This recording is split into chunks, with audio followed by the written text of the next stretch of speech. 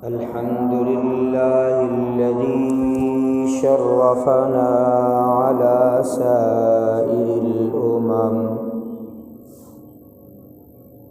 برسالة من اختصوا من بين الأنام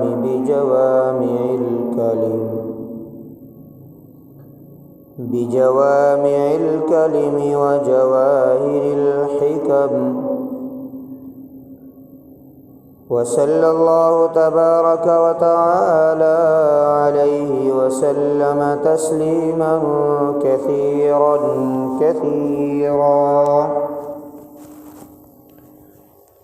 ما نطق اللسان بمدحه ونسخ القلم.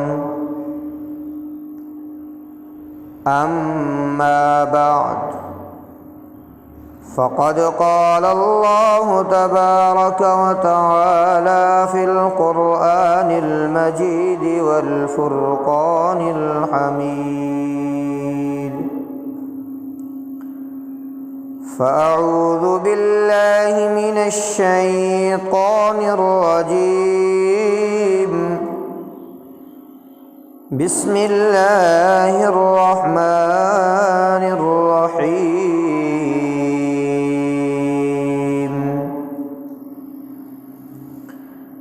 ووجدك عائلا فأغنى.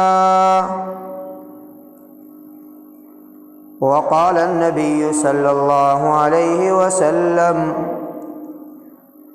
التاجر الصدوق الأمين مع النبيين والصديقين والشهداء،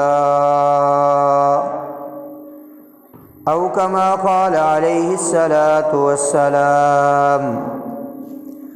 صدق الله العظيم وصدق رسوله النبي الكريم، ونحن على ذلك لمن الشاهدين والشاكرين، والحمد لله رب العالمين.